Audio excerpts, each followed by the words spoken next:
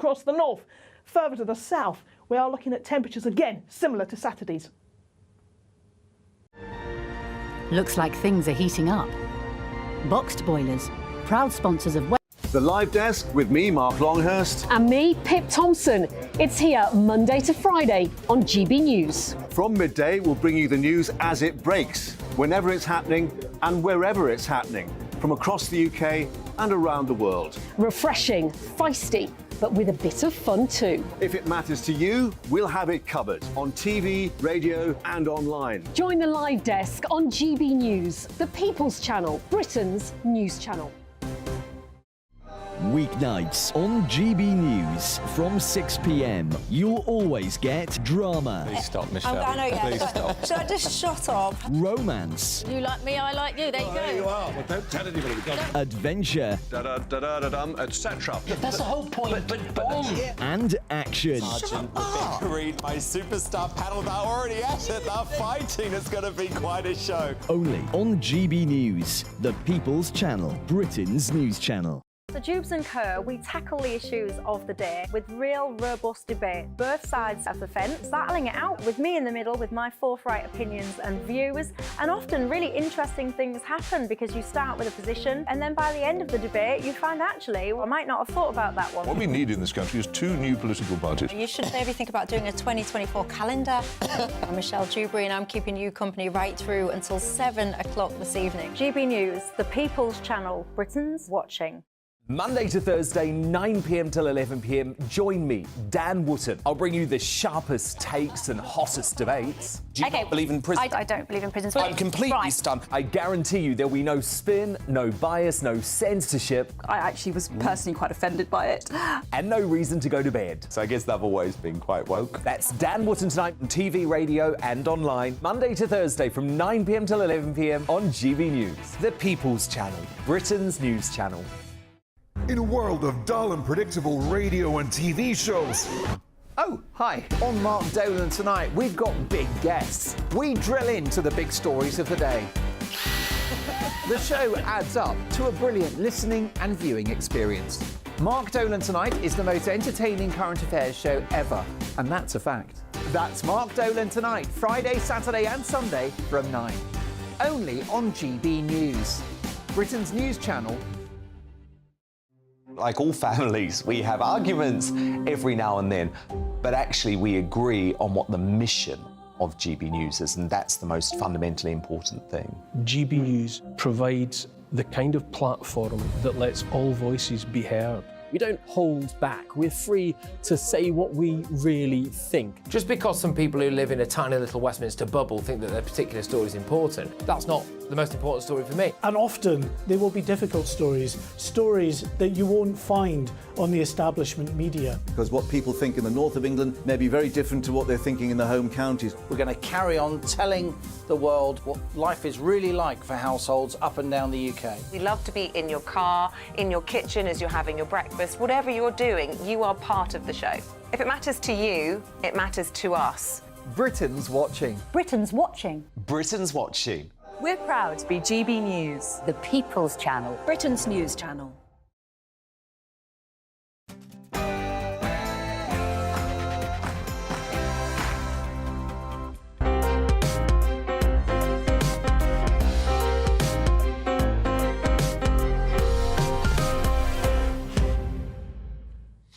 Good morning and welcome to Sunday with Michael Portillo. Please join me for 2 hours of arts, culture, politics and ethical debate, completing your morning and inaugurating your afternoon. The football is kicking off in Sydney and we will follow the score between England and Spain. To begin this hour, we debate whether nowadays we can expect leaders to take responsibility. Politicians have often been forced out of office in recent years, but public servants do not seem to be accountable. Failure often leads to promotion. But is anyone ever sacked? Are they justified to cling on and reap the rewards of a new posting and a generous pension? In recent weeks, red wall Tory MPs have been amongst those Conservatives urging the Prime Minister to rethink the so-called headlong rush to meet net zero targets by 2050. I'll be joined by the Conservative Member of Parliament for Dudley North, Mike O'Longy, to hear his thoughts. Earlier this week, the former UK ambassador to Afghanistan, Laurie Bristow, suggested that Britain has an obligation to help certain Afghan refugees. I'll be joined by Sir William Patey, another former ambassador to Afghanistan, to hear whether he agrees. Later this hour, Bradley Cooper has faced backlash this week for wearing a prosthetic nose, playing the composer and conductor Leonard Bernstein in a new biographical movie. Should actors be banned from playing people whom they do not resemble, physically or ethnically? And Stefan Kyriazis will be on hand to share the latest news from the world of theatre. Afternoon, we'll be joined by the lyricist extraordinaire Sir Tim Rice as he utters his thoughts on the latest Disney remake and the backlash that it has received before its release. And there'll be a visit from the king of rock and roll as we look at Elvis Presley memorabilia, difficult word. But before all that, here are your latest headlines with Tamsin Roberts.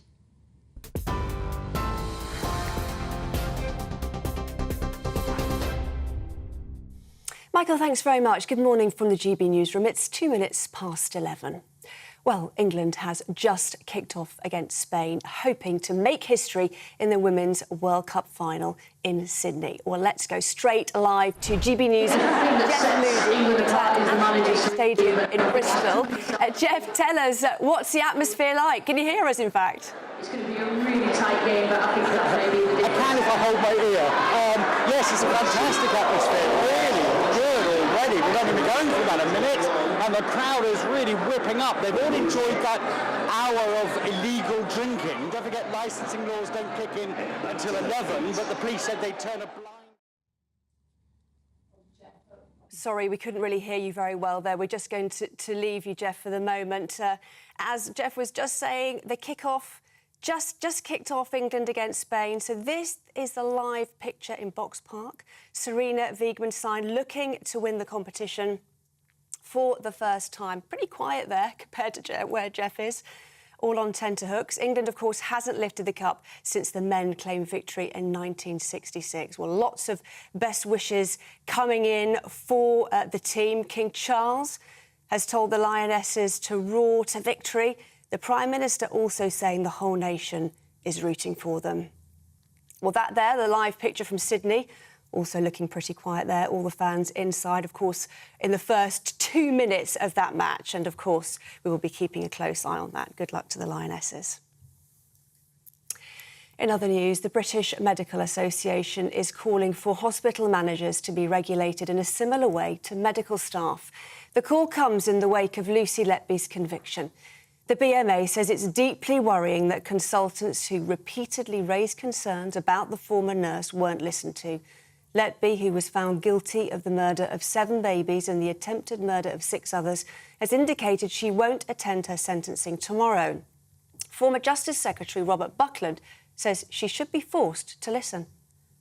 My suggestion had been to make sure that there was a live link beamed into the cell, either sound or sound and pictures, to ensure that Letby had nowhere to hide and that she, in effect, has to listen to what the judge is saying about the case. And most importantly, the victim personal statements, those impact statements that will really bring home, I think, to the wider world the appalling, devastating impact of the loss of these innocent children, these innocent babies, have had upon dozens of families. A 50-year-old man will appear in court tomorrow following the major police data breach in Northern Ireland. He's been charged with possessing documents likely to be useful to terrorists. It's after the details of 10,000 officers and staff were published online by mistake. Police believe the information is now in the hands of dissident Republicans. A new Brit school is set to open in Bradford in West Yorkshire. The government has confirmed it'll be based on the award-winning performing arts Brit School in South London. It helped launch the careers of some of Britain's best-known artists and actors, including Adele, Amy Winehouse and Tom Holland. Schools Minister Nick Gibb says it's an exciting project. We wanted young people to have the same opportunities in the north of England as they have in the Brit School in South London without having to travel all the way south. So this is a school for 500 16 to 19-year-olds specialising in drama, dance, the technical side of and singing and the technical side of theatre production as well. So it's a very exciting project. It should be open in 3 or 4 years' time. Well, this is GB News across the UK, on TV, in your car, on digital radio and on your smart speaker by saying, play GB News. Now, though, it's back to Michael.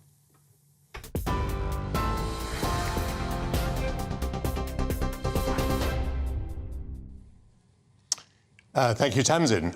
Are the days of leaders taking responsibility over? The United States President Harry Truman famously had a placard on his desk which said, "The buck stops here." However, rarely do we see resignations from senior public servants when a scandal has occurred. Ministers are frequently forced from office, but they rarely tender their resignation for failure. The Chief Constable of the Northern Ireland Police Service is the latest public servant asked by the media to consider his position after a mass data leak of personal information of his officers put them in mortal danger from dissident Republicans. Should he take responsibility? How about the managers at the Countess of Chester Hospital who overruled doctors who'd raised the alarm about baby deaths and forced consultants to apologise to the mass murderer Lucy Letby, actions which, it seems, allowed her to go on killing? What consequences have they faced or will they face? Well, joining me now to discuss this is Aubrey Allegretti, Senior Political Correspondent for The Guardian, Visiting Professor of Forecasting and Innovation at London South Bank University, James Woodhousen, and Political Commentator Matthew Stadlen. Aubrey, let me begin with you.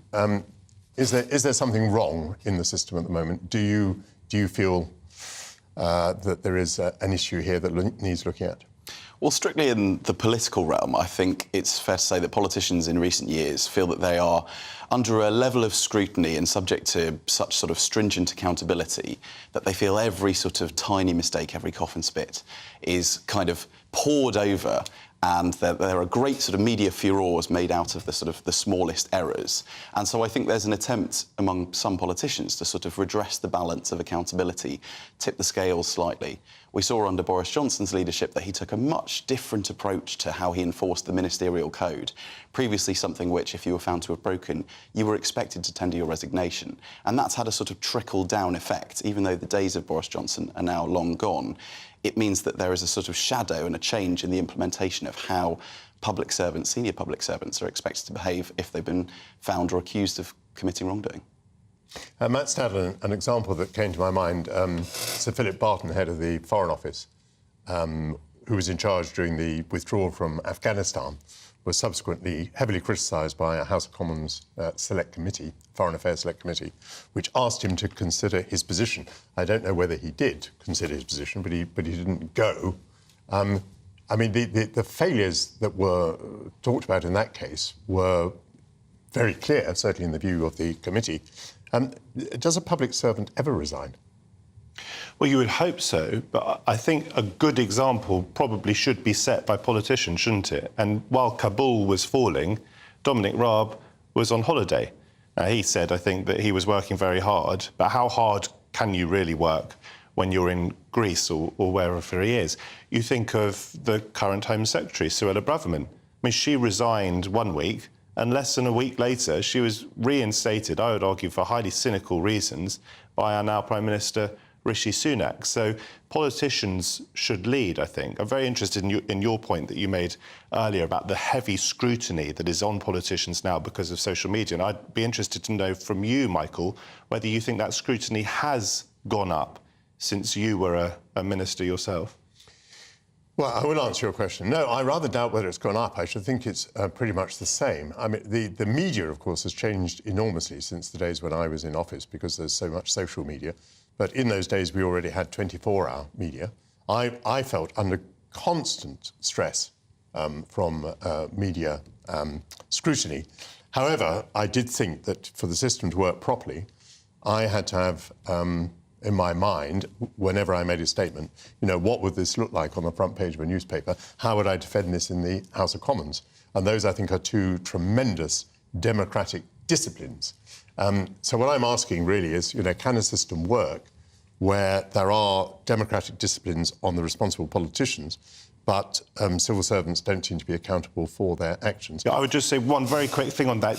It's a really difficult thing. No one wants to sit on the fence, but you absolutely want the disinfectant of an inquiring media. But at the same time, do we really want trial by media? So, for example, in the horrific case of this hospital in Cheshire, I want very much to know how we move from a position of consultants being asked to apologise to someone who turned out to be a mass murderer to then an arrest and that conviction. And instinctively, I think we all think this looks very, very bad, and yet we are about to have an inquiry, and it took about 10 months, didn't it, for this nurse to be convicted of murder, so it was a highly complicated case, and therefore rushing to judgment on the management, I think, can be tricky, even though it's very tempting. A very good point, I'm sure. James, come in with a comment at this point. How do you think the public servants view this issue? I mean, I rather suspect that they feel that they are under enormous stress because, you know, at the very least, they might be asked to appear before a House of Commons committee, as the public servants I mentioned a moment ago were. So, you know, they may not lose their jobs, but it's not necessarily an easy experience to go through appearing in front of a House of Commons committee and to face the criticism that may then arise. I think that's far too complacent, Michael, if you'll forgive me, because, you know, we shouldn't be worried about their feelings. We should be worried about the parents who lost babies, you know, in the case of the hospital. And we don't want trial by media. We do need due process. That's entirely right. But I think public servants are not alone in the complete abdication of responsibility that's going on in this country. Can you tell me, Michael or Matthew or Aubrey, who from Arconic or Celotex or Kingspan surrounding the Grenfell disaster has resigned saying, I messed up, I'm sorry? Who has done that at Fujitsu, who supplied the computer software for the post offices? Who has done that at Oxfam and many NGOs? Oxfam has presided over abuse in the Democratic Republic of Congo, in Haiti, and nobody has resigned. Nobody resigns in the private sector or in NGOs or among politicians or among public servants because nobody's interested in responsibility anymore. We need a new kind of rearmament morally to try to get people in public office and elsewhere who will carry the can when mistakes are made. And that's something we've really lost in this country. Aubrey, what about that as a thesis, that it isn't just about public servants? It's a very broad condition affecting British society, including British business. Yeah, I was speaking to one sort of prominent Conservative recently who said they wanted to start a campaign to bring back the concept of shame because they didn't feel that people were sort of led morally and wanted to sort of do the right thing in the event that they sort of should fall on their sword but refuse to do so. I think it can be tempting sometimes to see a sort of personnel change as a kind of immediate fix to a problem to take the heat out of a story. Sometimes, you know, that is absolutely the right thing to do, and sometimes it's much more structural, and you would think that actually what some members of the public would like in, you know, the broadest sense is for people to get focused on solving the problem rather than removing somebody at the top and then potentially bringing somebody else in that's quite closely aligned to them and not really fixing the structural issues that caused the problem in the first place, unless you're talking about somebody who is very directly responsible for what's happened. Let me put a question to you, Matthew. People might be attracted to the horror of trial by the media because they don't think anything else is going to produce any results. I mean, here we are discussing whether there will be a public inquiry or any sort of inquiry into the Lucy Letby case. Our experience is that this would take many, many years, and that at the end, all the people responsible would say lessons have been learned. But, of course, lessons never are learned. I mean, you know, there are enough similarities here with the Harold Shipman case for one's alarm bells to have been sounded. So it just is the feeling that there never is going to be a satisfactory remedy, certainly within the public sector. James says even within the broader British economy. Yeah, I'm absolutely not against the media digging very hard, and when it finds facts, to report those facts, and we can then make our judgments on it. It's just really difficult to know that the facts have always been reported accurately. And so I think a degree of caution is needed. But whistleblowers need to be protected. We really need to have a robust system, perhaps more robust than we already have, to make sure that people can blow the whistle within organisations and also outside of organisations. That doesn't mean that some people won't have a grudge and some people might not use that for their own nefarious means. But I really think whistleblowers, where we can, should be protected. I think Aubrey made a really interesting point about how direct responsibility is. I mean, should this chief police officer in the Northern Ireland Police Service resign for something that happened way, way, way below his pay grade that seems to have been a mistake as far as we know? And I think there is an argument for him to resign, not because he is, as it were, personally responsible, but he is institutionally responsible. And if people in that level of high office do resign, it sets a phenomenally good example. And it means that the next chief of police there will do absolutely everything he or she can to run the tightest ship possible, which makes that sort of disastrous leak into the public domain less likely. James, Matt Stadlen talks about ensuring that whistleblowers are protected. But what we know is that whistleblowers are absolutely exposed and bullied and hounded, and one case after another comes up with the same. And one of the problems I have with an inquiry, whether public or not, is that it won't say what I think it needs to say, which is that the sort of management we have, certainly in this case of the National Health Service, is wholly inappropriate. To have managers who are paid vast salaries, whose main fixation seems to be protecting against reputational damage, and who can overrule doctors. This just seems to me entirely the wrong sort of management. No public inquiry is going to tell you that. It will just say there are lessons to be learned, and everyone will say, oh, yes, we learned the lessons. Discuss. I think about 3 months ago, I called on Twitter for the abolition of NHS trusts. I think my encounters with them, the salaries that they're paid, the complacency that they enjoy, the lack of regulation that they also enjoy is quite extraordinary. They're all on £150,000 a year, and very many of them are bumped up medics who know nothing about management and are unable to plan the hospitals that this country so desperately needs. So I can't be sympathetic to these people. I don't think a public inquiry is enough. I think the NHS needs a massive reorganisation. Many more people agree with that nowadays than in the past. And I don't think the trusts are the answer. They are nearly corrupt, and they are certainly unsupervised. They are not subject to any kind of democratic force. Aubrielle Agretti, do you have any idea as to whether this discussion is going on within the public, or is it only in studios in the centre of London? Does the public have a feeling about public servants that they ought to be more accountable, or does it simply think that it's ministers who decide, and ministers occasionally do run the gauntlet and occasionally do get forced out of office and shrug their shoulders and think, well, that's the way it is? I think, generally speaking, the media can sometimes kind of whip itself up into a bit of a frenzy, and sometimes there is a disconnect with the public there.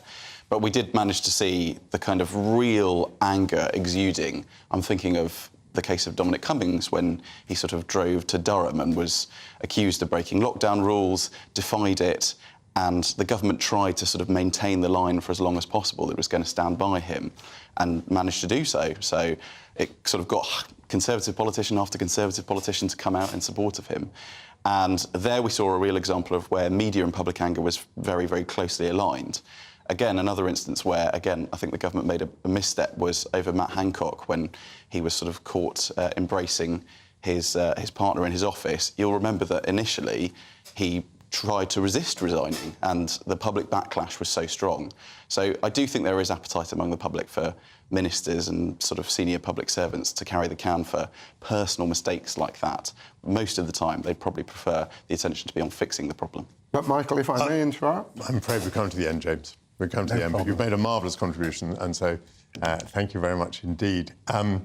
Dominic Cummings is an interesting case. He survived, but of course, eventually his boss did not. Many thanks to Aubrielle Agretti, James Woodhousen and Matthew Stadlen. In a short while, I'll be joined by the Conservative Member of Parliament for Dudley North, Mike O'Longy, to discuss why several Red Ball MPs have called for a referendum on UK net zero targets. But first, the latest weather. The temperature's rising. Boxed Solar, proud sponsors of weather on GB News. Hello, I am Dan Stroud and this is your latest GB News forecast from the Met Office. So a bit of a misty start for some of us this morning. That's thanks largely to an area of high pressure to the south of the country. Further to the north, we do have low pressure, and that is driving showers in across some north and western parts of the country. One or two of those showers locally heavy. Largely dry with some decent sunny spells the further south and east you are, and with generally lighter winds than we saw on Saturday. It will feel relatively pleasant out there, with temperatures rising into the mid-20s across the extreme south and east. Further to the north, temperatures closer to the average for the time of year. Slow showers tending to peter out across England and Wales overnight. Further to the north and west, we do see thicker cloud and showery outbreaks of rain starting to push in. And with clear skies across the south, those temperatures dipping low enough for some mist and fog patches to form during the early hours of Monday morning. So it's a bit of a misty, foggy start for some of us in the extreme south and east on Monday, but that cloud will quickly burn off. Further to the north, we do have thicker cloud with outbreaks of rain pushing slowly eastwards. Temperatures generally around average for the time of year, especially across the north. Further to the south, we are looking at temperatures again similar to Saturday's. The temperature's rising. Boxed Solar, proud sponsors of weather on GB News.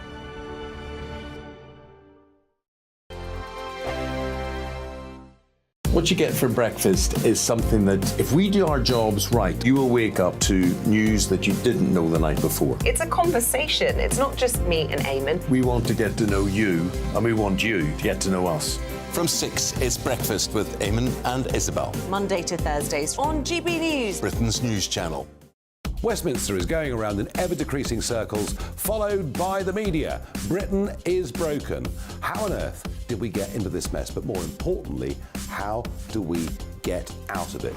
Join me at 7 p.m, Mondays to Thursdays on Farage, here on GB News. We will have open, rational debate. We've got to work out how Britain moves forward from this. Join us here on GB News, the People's Channel.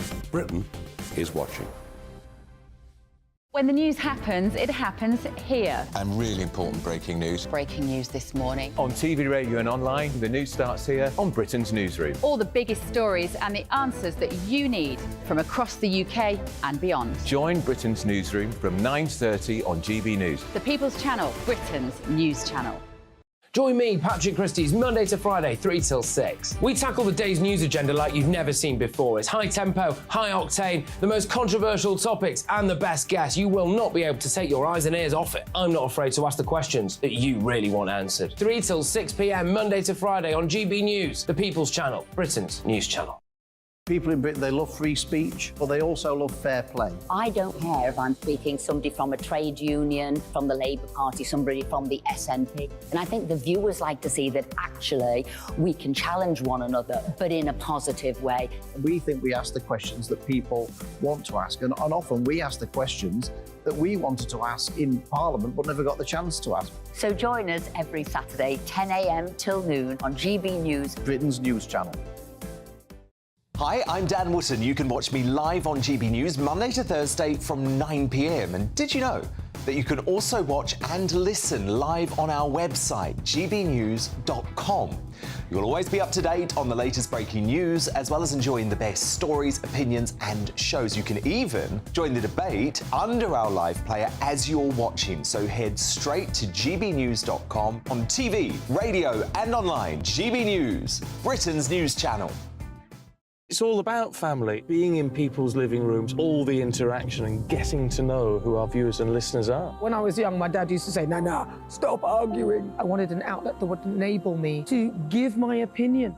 People are going through a really hard time right now, and I know that you don't feel like you're being listened to by the establishment. I came to GB News because it's the People's Channel, and I want the audience to have their say on the events of the day. We're dynamic. We do something different. Democracy shows that the wisdom of the nation is in its people.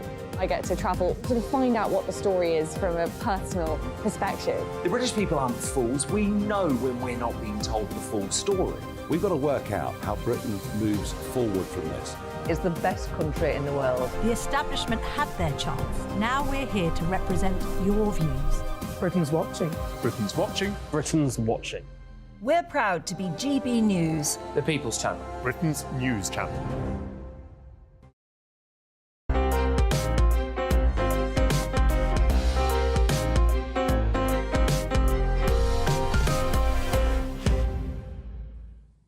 Welcome back to Sunday Morning with Michael Portillo. A number of Rebel Tory MPs have called for a public debate on the UK's target to achieve net zero by 2050 and have urged a referendum. As Brenda of Bristol famously said on hearing that Theresa May had called an election, not another one. These moves by backbench MPs strain unity in the Conservative Party, as the target was pledged in its manifesto at the last election. An argument made in favour of a referendum is that it might allow for the complexities of net zero to be debated rather than being imposed in a manifesto. Although my recollection is that the Brexit referendum didn't lead to a very elevated contestation of the real issues. Joining me now to discuss this proposal is the Conservative Rebel MP, Marco Longhi. Marco, welcome very much to the programme. It seems that Rishi Sunak has pretty much now ruled out any question of a referendum. Were you serious in proposing it? Yes, I was serious, because I do believe that if we are going to be pushing forward with a policy that really I would dispute whether there is a buy-in by the wider population, whether there isn't an intrinsic dishonesty about the way we are effectively going to be unleashing the consequences of something like a net zero target by 2050 on the rest of the population when the wider debate has not been had. I do believe that a referendum would enhance transparency and accountability in the decision-making process, and it would force all bodies, including the government, to communicate the intricacies of it well in advance of that vote being had. You haven't succeeded in persuading the Prime Minister to have a referendum, certainly not at this stage. On the other hand, it does look a little bit as though the policy is in collapse. So to that extent, it looks like you might be having success. That is to say that the Prime Minister appears to be softening up on some of the targets, coming out, expressing his support for the motorist and coming out against ULEZ zones, although ULEZ are not exactly about climate change. But you get the point. I get the point, because forcing someone to pay £12.50 isn't going to bring emissions down. That has not happened in London, and neither do our targets, which is forcing manufacturing to effectively be offshored to other countries, namely China and the Far East and other places, which means that those manufacturing tasks are still being undertaken and carbon emissions continued. It just doesn't happen to be in our country, arguably where we would have much stronger constraints on that manufacturing process. So it's damaging British business, it's damaging British jobs, and the intrinsic dishonesty that I spoke about earlier is that actually the carbon emissions are still being pumped into the atmosphere anyway. I wonder whether you'd like to make a comment about the quality of policymaking and the process. Because, I mean, here we have found ourselves committed to tremendously stringent targets, which have been legislated upon, which are going to lead to enormous expense for the economy and for individuals. And now people like you are making a fuss about it. But really, how was it that these policies were made and legislated with so little consideration, it seems to me, along the way? This is an extremely good point, Michael. And, I've always respected you for being a very deep thinker and an articulate person. I remember with great fondness your nighttime shows with Andrew Neil. What I will say is that as a relatively new MP myself, being elected first in 2019, there has never been a day that has been the same as the previous one. It's been such a rocky period. So everybody has effectively come together and sometimes rush to vote for things in ways without them having been fully understood. And one does so in the faith that ministers and people within the leadership positions have actually undertaken to consider the consequences of what's being put forward to backbenchers like MPs like myself in good faith. You've described me as a rebel. Actually, there has not been, I believe, a single moment other than perhaps an abortion where it's a free vote that I am described as a rebel. I'm calling for something that has not really been had, which is really forcing a debate about the consequences of the targets being pursued as they are. And let me make this point very clear, Michael. I want a greener planet for my children and for my grandchildren. I just simply happen to disagree with the way we are going about it right now. And I think that we could look at a more pragmatic approach, and I hope the Prime Minister is considering that. And I absolutely respect the comments that some others will make, that referendums are not always the best way to achieve decisions. But it seems to me that it's the least worst option right now. We need to carry the population with us, and I think that would only happen with a wider debate and let the arguments win out, Michael. If I described you as a rebel, it was inadvertent, although it's not a term of abuse in my mouth. Thank you very much, Marco Longhi. 2 years ago, the United States and its allies withdrew from Afghanistan, hoping that that country's government and armed forces would keep the Taliban at bay. As it turned out, not even the airport at Kabul could be kept safe, and the allies scrambled out amidst harrowing and chaotic scenes. Afghans who had assisted Britain and the United States were placed in mortal danger. The images of some who'd served the allies clambering onto cargo planes are unforgettably shameful. The House of Commons Foreign Affairs Committee called upon Sir Philip Barton, top official at the Foreign Office, to consider his position over his handling of the crisis because senior officials had been evasive in their evidence to the committee. The committee commented that there had been a total absence of a plan for evacuating Afghans who'd supported the United Kingdom, despite knowing 18 months before the collapse of Afghanistan that an evacuation might be necessary. That's the end of the quote. The British government has faced subsequent criticism that the resettlement schemes are under-delivering. Recent Home Office data reveal that Afghans make up the highest proportion of arrivals by small boats this year. Joining me to discuss this is the former UK ambassador to Afghanistan between 2010 and 2012, Sir William Patey. Sir William, welcome to GB News. What do you feel about this issue? Is Britain doing what it ought to be doing to help those Afghans who helped us? Well, I think the reality is there are many more Afghans who want to come to this country than Britain is prepared to accept. I do think Britain has an obligation to those Afghans who worked directly for us and their families in Helmand and in Kabul, and that they should be able to come to this country by regular routes. I suspect that most of the young men who find their way onto boats may not be in that category, but there isn't really a legal safe route at the moment. You hear that there are various schemes. Very few people have been processed through these schemes, and it's very difficult for Afghans to get here. But I do think Britain has an obligation to those people who are most at risk because of their work for us. How easy is it, Sir William, to identify those people beyond reasonable doubt? Well, it should be possible for anyone in the British military. The British military keeps records. The British Embassy will know who they were employing. The British Council will know who was working for them. These people should be registered and be in our record somewhere. So that shouldn't be too difficult. There'll be many more people who will claim who they were tangential, if you like, not directly employed by the British. But people like judges, for instance, I know that Dame Helena Kennedy was very instrumental in getting lots of Afghan judges. They weren't working directly for the British, but they were part of a system that the US and its allies was building up in Afghanistan, and they're directly at risk. So there'll be the people who didn't directly work for us who have a serious risk of persecution and who could be legitimate asylum seekers. Do you mind if I change the subject, William? You and I met when you were in post in Saudi Arabia, and we now hear that the Crown Prince is to visit the United Kingdom.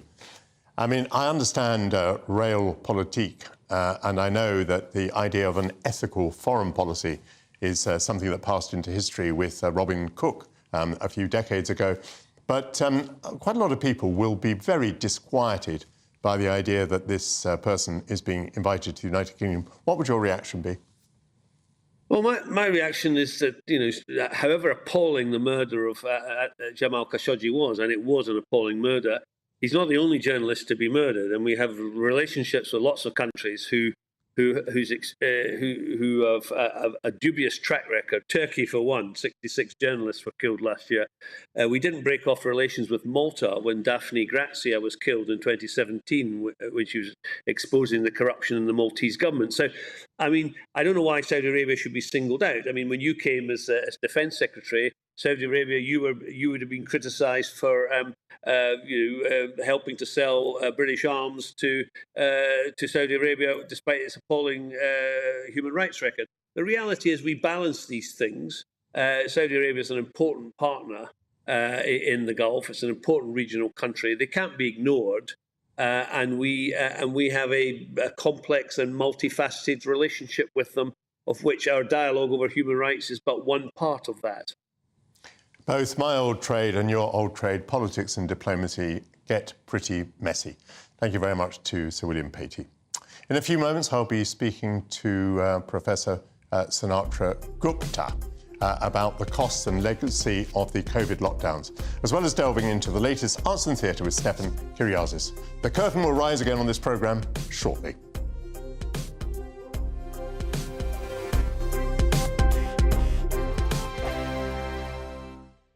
The Live Desk with me, Mark Longhurst. And me, Pip Thompson. It's here Monday to Friday on GB News. From midday, we'll bring you the news as it breaks, whenever it's happening and wherever it's happening, from across the UK and around the world. Refreshing, feisty, but with a bit of fun too. If it matters to you, we'll have it covered on TV, radio and online. Join the Live Desk on GB News, the People's Channel, Britain's news channel. Weeknights on GB News from 6 p.m. You'll always get drama. Please stop, Michelle. I know, yeah. Please stop. Should I just shut up? Romance. You like me, I like you. There you go. There you are. Well, don't tell anybody. Adventure. Etc. That's the whole point. But and action. Sergeant, read my superstar panel that are already at it. They're fighting. It's going to be quite a show. Only on GB News, the People's Channel, Britain's news channel.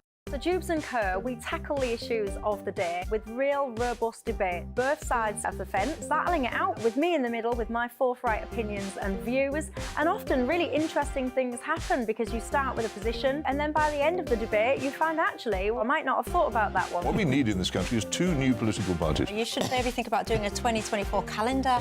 I'm Michelle Dewberry and I'm keeping you company right through until 7 o'clock this evening. GB News, the People's Channel, Britain's watching.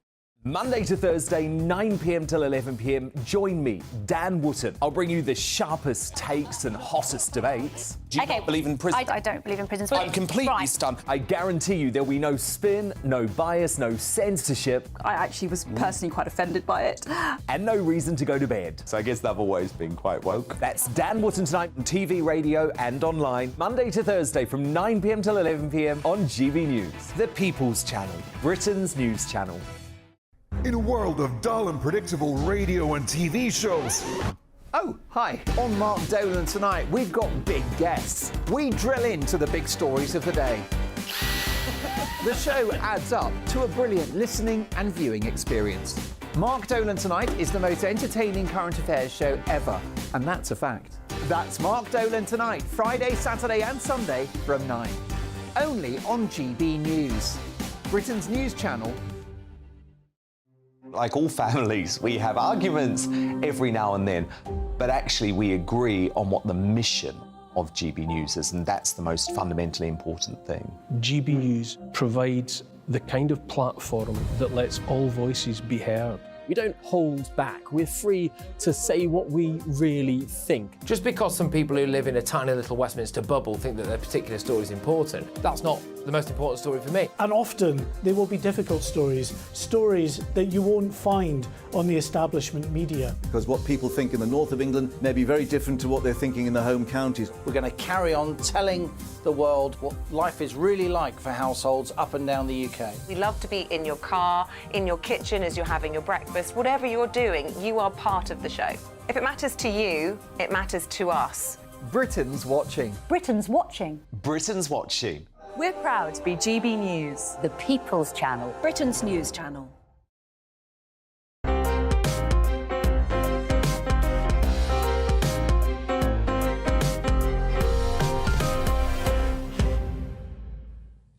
Welcome back to Sunday with Michael Portillo. The consequences of COVID live on. Policies that were implemented by the British government and others have enduring effects.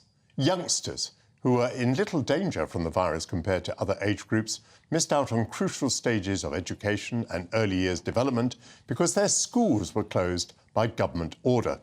The least well off are likely to have suffered the most. When teaching went online, those without access to computers and without strong family support fell further behind. Joining me now to discuss the cost of lockdown is Sunetra Gupta, a professor of theoretical epidemiology at the University of Oxford. Welcome to GB News, Sunetra. Thank you for joining us. Tell us about the policy that might have been implemented that could have led to the schools being kept open.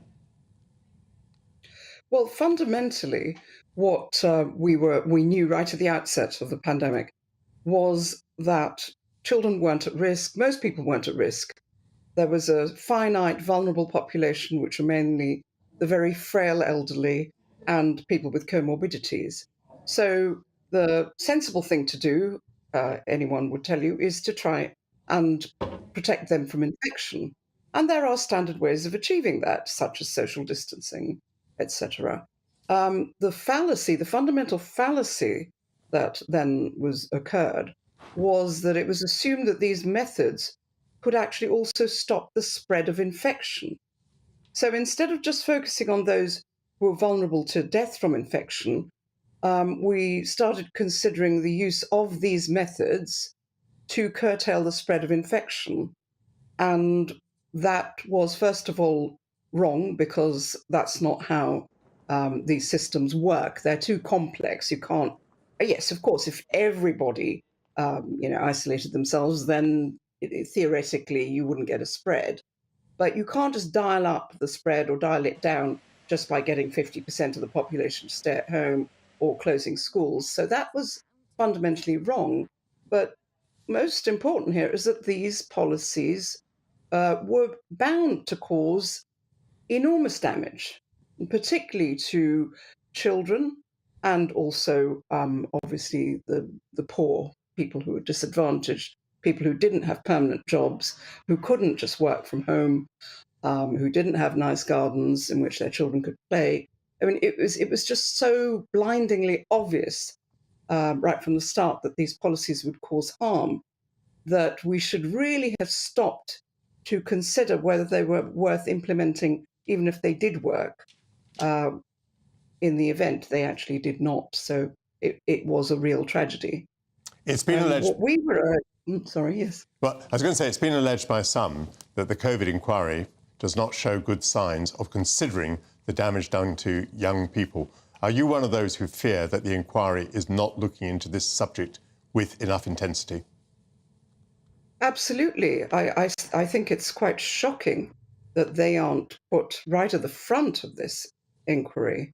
I mean, the first thing to look at is what happened, the fates of children under the policies that were implemented. And this has been pushed back, almost sidelined, and the critical questions appear to be, did we lock down early enough? What was going on in the government? Almost trying to assign some form of blame, which is really not productive. What we need to do is consider what was done that was wrong and damaging and how we can make sure that never happens again. May I ask you this? You became a critic, not since COVID ended, but during the COVID epidemic. You were critical of government policies. Were you ostracised and persecuted for your views? Yes, that's quite obvious, I think, if you can look at the history of how we were targeted and the people who vilified us. I mean, there's a clear record on social media of other academics and people in the media and politicians who resorted to what I would call defamation, really, smearing of us, branding us as being controlled by right-wing extremists for putting forward views which had nothing to do with, considerations of libertarianism, but much more to do with the harm that was going to be caused, particularly to vulnerable sectors. So it is quite sad, really, that first of all, no debate was allowed. That is just intrinsically harmful to society. And we can see that by these debates not being allowed, the profound damage that has occurred. I wonder if I was right, or anyone was right to begin with, but our voices should have been heard. I wonder if it helps at all if I thank you and congratulate you for your contributions and urge you to continue to put forward your point of view, because I and this channel believe in free speech. Thank you very much, Sunetra Gupta. Very helpful, thank you. Earlier this week, Bradley Cooper came under fire for his portrayal of the US conductor and composer Leonard Bernstein in the new film Maestro. Cooper used a prosthetic nose to make him look more like the legendary conductor. Some howled that that was anti-Semitic, an accusation robustly dismissed by Bernstein's family. Cooper is not Jewish by practice or origin. Is it acceptable for actors to play characters of a different ethnicity? Stefan Kyriasis is here. What do you think about this one, Stefan? I think this is a big old complicated mess, Michael. I think it's just there are so many different sides to it. You have Jewish people already coming out on both sides of the argument.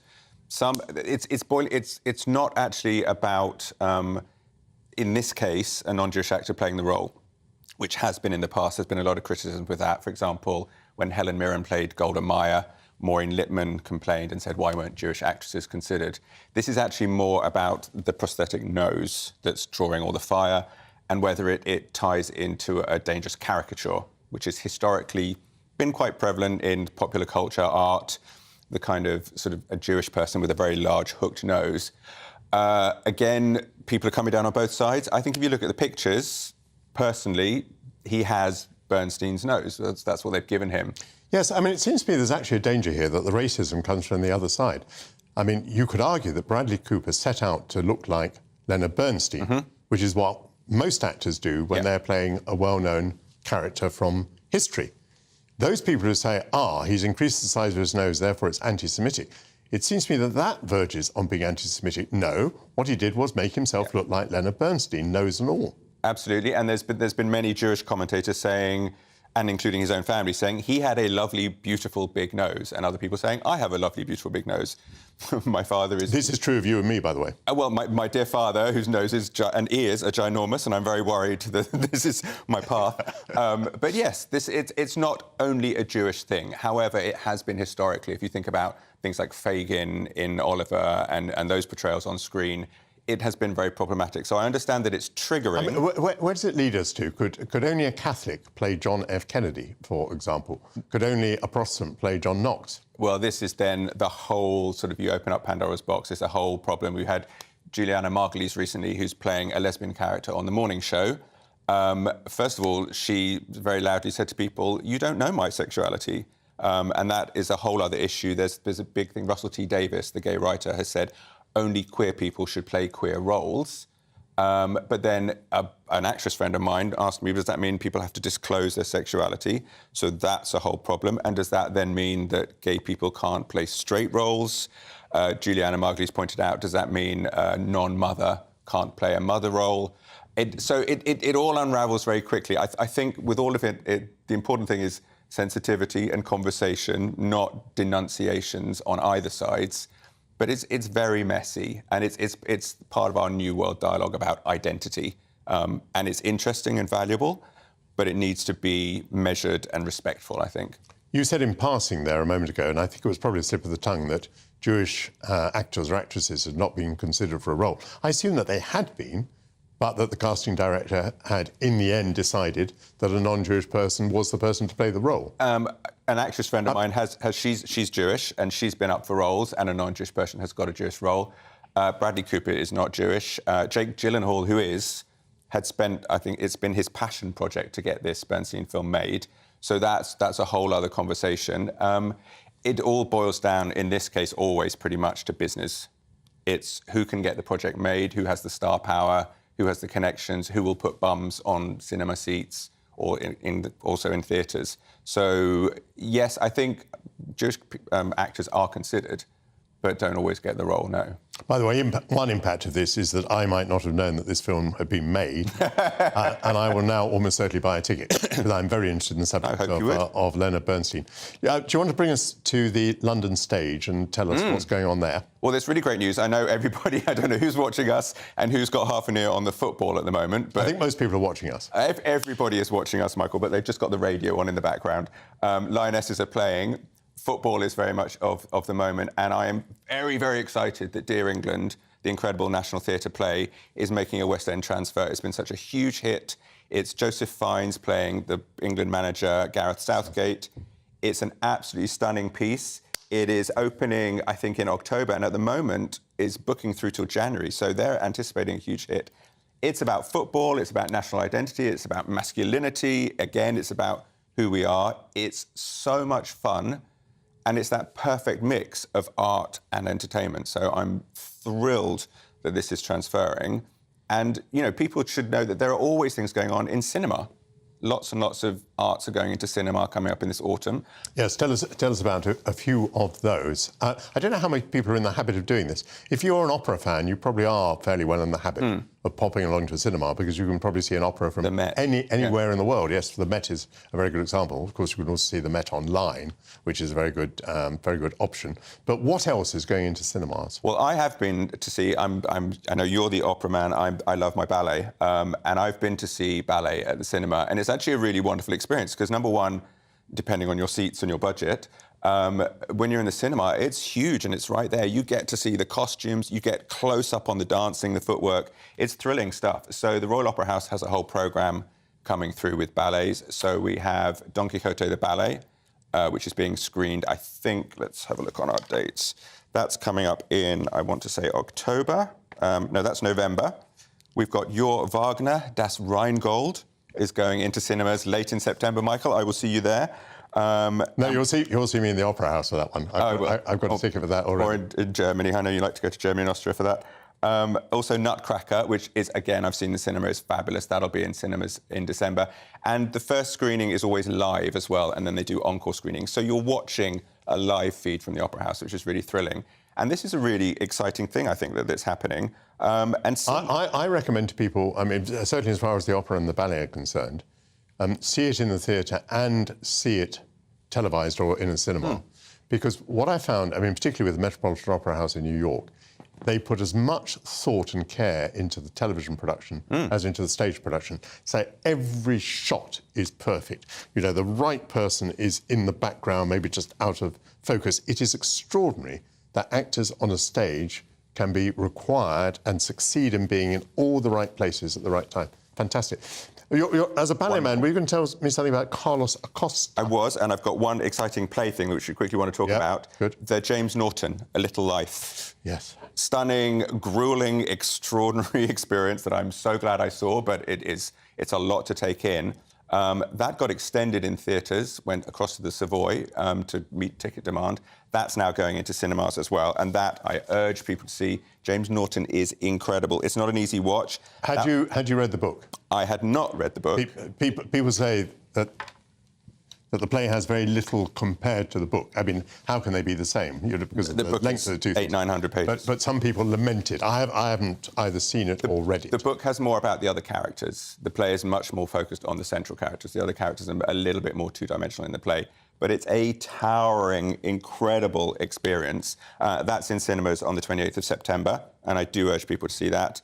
And yes, Carlos Acosta, just exciting. Marvellous Cuban dancer. He's Cuban, but he is now the director of the Birmingham Royal Ballet, and he's getting to the Birmingham roots of Black Sabbath, and they have collaborated on a ballet which is opening later this month, and hopefully I'll be going up and telling you all about that later. But that will also be touring the UK, so I urge people to look for tickets for that. Ballet and heavy metal. It's like you and me, Michael. It's the perfect combination. Perfect combination. I look forward to talking about it quite soon. Thank you very much, Stefan Keriazis. Well, that's it for this hour, but I'll be back in just a few minutes with more arts and culture because Sir Tim Rice joins me to discuss the remakes of the Disney catalogue and the brouhaha over the new Snow White. Stay on the red carpet with me on GB News. A brighter outlook with Boxed Solar. Proud sponsors of weather on GB News. Hello, I am Dan Stroud and this is your latest GB News forecast from the Met Office. So a bit of a misty start for some of us this morning. That's thanks largely to an area of high pressure to the south of the country. Further to the north, we do have low pressure and that is driving showers in across some north and western parts of the country. One or two of those showers locally heavy. Largely dry with some decent sunny spells the further south and east you are, and with generally lighter winds than we saw on Saturday. It will feel relatively pleasant out there, with temperatures rising into the mid-20s across the extreme south and east. Further to the north, temperatures closer to the average for the time of year. So those showers tending to peter out across England and Wales overnight. Further to the north and west, we do see thicker cloud and showery outbreaks of rain starting to push in. And with clear skies across the south, those temperatures dipping low enough for some mist and fog patches to form during the early hours of Monday morning. So it's a bit of What you get for breakfast is something that, if we do our jobs right, you will wake up to news that you didn't know the night before. It's a conversation. It's not just me and Eamon. We want to get to know you, and we want you to get to know us. From 6, it's Breakfast with Eamon and Isabel. Monday to Thursdays on GB News, Britain's news channel. Westminster is going around in ever-decreasing circles, followed by the media. Britain is broken. How on earth did we get into this mess? But more importantly, how do we get out of it? Join me at 7 p.m, Monday to Thursdays on Farage, here on GB News. We will have open, rational debate. We've got to work out how Britain moves forward from this. Join us here on GB News, the People's Channel. Britain is watching. When the news happens, it happens here. And really important breaking news. Breaking news this morning. On TV, radio and online, the news starts here on Britain's Newsroom. All the biggest stories and the answers that you need from across the UK and beyond. Join Britain's Newsroom from 9:30 on GB News. The People's Channel, Britain's news channel. Join me, Patrick Christie's Monday to Friday, 3 till 6. We tackle the day's news agenda like you've never seen before. It's high tempo, high octane, the most controversial topics and the best guests. You will not be able to take your eyes and ears off it. I'm not afraid to ask the questions that you really want answered. 3 till 6 p.m, Monday to Friday on GB News, the People's Channel, Britain's news channel. People in Britain, they love free speech, but they also love fair play. I don't care if I'm speaking somebody from a trade union, from the Labour Party, somebody from the SNP. And I think the viewers like to see that actually we can challenge one another, but in a positive way. We think we ask the questions that people want to ask, and often we ask the questions that we wanted to ask in Parliament but never got the chance to ask. So join us every Saturday, 10 a.m. till noon on GB News, Britain's news channel. Hi, I'm Dan Wootton. You can watch me live on GB News Monday to Thursday from 9 p.m. And did you know that you can also watch and listen live on our website, gbnews.com? You'll always be up to date on the latest breaking news, as well as enjoying the best stories, opinions and shows. You can even join the debate under our live player as you're watching. So head straight to gbnews.com on TV, radio and online. GB News, Britain's news channel. It's all about family, being in people's living rooms, all the interaction and getting to know who our viewers and listeners are. When I was young, my dad used to say, "Nah, stop arguing." I wanted an outlet that would enable me to give my opinion. People are going through a really hard time right now, and I know that you don't feel like you're being listened to by the establishment. I came to GB News because it's the People's Channel, and I want the audience to have their say on the events of the day. We're dynamic. We do something different. Democracy shows that the wisdom of the nation is in its people. I get to travel to find out what the story is from a personal perspective. The British people aren't fools. We know when we're not being told the full story. We've got to work out how Britain moves forward from this. It's the best country in the world. The establishment had their chance. Now we're here to represent your views. Britain's watching. Britain's watching. Britain's watching. We're proud to be GB News, The People's Channel, Britain's news channel.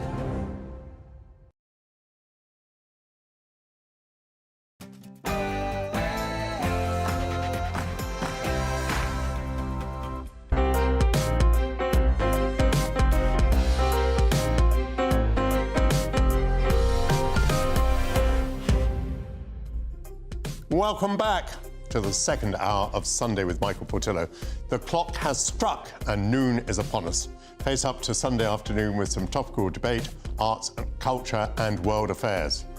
Mirror, mirror on the wall, what's the most controversial remake of them all? To begin this hour, we're joined by legendary lyricist Sir Tim Rice, famed for Jesus Christ Superstar, Evita, Chess and Disney classics including Beauty and the Beast, Aladdin and The Lion King, to discuss whether recent remakes of classic and beloved movies are tainting the catalogue of Disney. The spirit of the King of Rock and Roll will be in the building as he makes his way over to the United Kingdom. We'll be exploring an upcoming Graceland exhibition which will display 400 of Elvis's personal possessions for the first time in London later this year.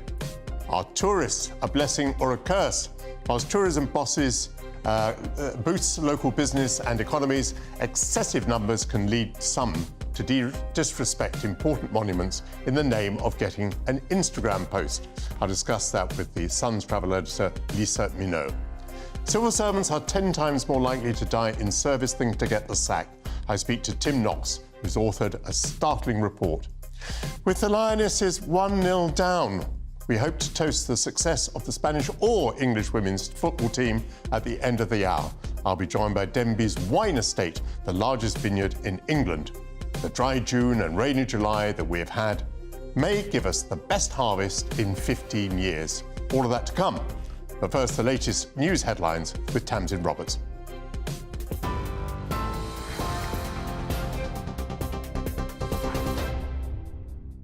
Michael, thanks very much. Good afternoon from the GB newsroom at 2 minutes past 12. Well, England are trailing Spain 1-0 at half-time in the Women's World Cup final in Sydney. Well, let's go live to our south-west of England reporter, Jeff Moody, who's at Ashton Gate Stadium in Bristol. And, Jeff, fans, are they still in high spirits there at half-time? Yeah, I think they are, really. I mean, obviously, it's a little bit more muted than we would have expected at this point. We were hoping that they would at least have managed to equalise by this point, but no one is too downhearted. The beers are flowing. They've been flowing since early doors, even when it was illegal. That first hour when the police said they would turn a blind eye to anyone drinking outside of licensing laws. So, yes, there is a very good atmosphere here. Everyone's just getting a new drink and getting ready for part two. Don't forget, it's a game of two halves, to use that cliche, and we're hoping that the second half will be the one that makes the Lionesses roar to victory. OK, Jeff, for now, thanks very much. We'll let you go back to that second half and we'll, of course, be watching closely. Well, this is a live picture now of Box Park. A little bit more action than when we first saw it earlier. Of course, half-time, England trailing 1-0. As Jeff said, spirit's not dampened yet. Of course, we've got the second half to come. Thousands of people, though, also watching on television for this historic World Cup final. And the Lionesses hoping to bring that home. In other news now, the British Medical Association is calling for hospital managers to be regulated in a similar way to medical staff. The call comes in the wake of Lucy Letby's conviction. The BMA says it's deeply worrying that consultants who repeatedly raised concerns about the former nurse weren't listened to. Letby, who was found guilty of the murder of 7 babies and the attempted murder of 6 others, has indicated she won't attend her sentencing tomorrow. Former Justice Secretary Robert Buckland says she should be forced to listen. My suggestion had been to make sure that there was a live link beamed into the cell, either sound or sound and pictures, to ensure that Letby had nowhere to hide and that she, in effect, has to listen to what the judge is saying about the case. And most importantly, the victim personal statements, those impact statements that will really bring home, I think, to the wider world, the appalling, devastating impact of the loss of these innocent children, these innocent babies, have had upon dozens of families. A 50-year-old man will appear in court tomorrow following the major police data breach in Northern Ireland. He's been charged with possessing documents likely to be useful to terrorists. It's after the details of 10,000 officers and staff were published online by mistake. Police believe the information is now in the hands of dissident Republicans. A new Brit school is set to open in Bradford in West Yorkshire. The government has confirmed it'll be based on the award-winning Performing Arts Brit School in South London. It helped launch the careers of some of Britain's best-known artists and actors, including Adele, Amy Winehouse and Tom Holland. Schools Minister Nick Gibbs says it's an exciting project. We wanted young people to have the same opportunities in the north of England as they have in the Brit School in South London without having to travel all the way south. So this is a school for 500 16 to 19-year-olds specialising in drama, dance, the technical side of and singing, and the technical side of theatre production as well. So it's a very exciting project. It should be open in 3 or 4 years' time. Russia's Luna 25 spacecraft has crashed on the moon. A rocket carrying the craft launched on the 11th of August. The country in a space race against India, whose Chandrayaan-3 is due to land on the satellite's south pole this week. This was Moscow's first mission to the moon in 47 years. The failed attempt is a blow to the country, which was hoping to return with the first samples of frozen water. This is GB News across the UK on TV, in your car, on digital radio and on your smart speaker by saying play GB News. Now, though, it's back to Michael.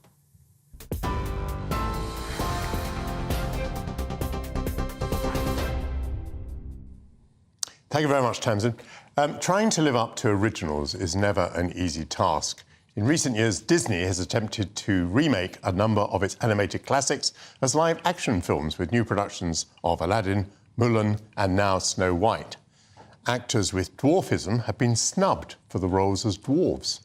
Rachel Zegler, portraying Snow White, has commented that Snow White is, quote, not going to be dreaming about true loves. She's dreaming about becoming the leader she knows she can be, and the leader that her late father told her that she could be if she was fearless, fair, brave and true.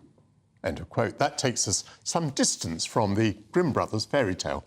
Who better to join me now to discuss this than the legendary lyricist of Jesus Christ Superstar, Evita, Chess and Disney classics including Beauty and the Beast, Aladdin and The Lion King, Sir Tim Rice. Tim, it's marvellous to have you back on GB News. How are you? I'm fine, I think, Michael. Thank you very much. Nice to be here. Tell me about the rationale, the philosophy, the policy here of going in for all these remakes. Does this make good commercial sense? Is it what the public wants? Is it what you want, by the way? Well, I was only involved in one remake, actually two in a way, because I was partly involved in some of the songs for Aladdin, but I was very involved with Lion King, which was remade. And that was an exception to most of the rules because it's obviously a film, a story that doesn't have a princess in it, and it was more or less an original story first time round. I didn't think the live-action so-called version worked as well as the cartoon, partly because it's extremely difficult to make animals, even though the whole thing was constructed and in a way was a sort of cartoon itself, but to make real-looking animals have expressions was almost impossible, and a lot of humour seemed to go from the film, I felt. But that was a bit of an exception. When you have something like Snow White, which is an ancient story, early 19th century, and when I didn't realise this until I did a little bit of research on it. It was actually made into a silent film in 1912, I think, and it even appeared on Broadway. And it was on Broadway in 1912, I think, and a silent film in 1916.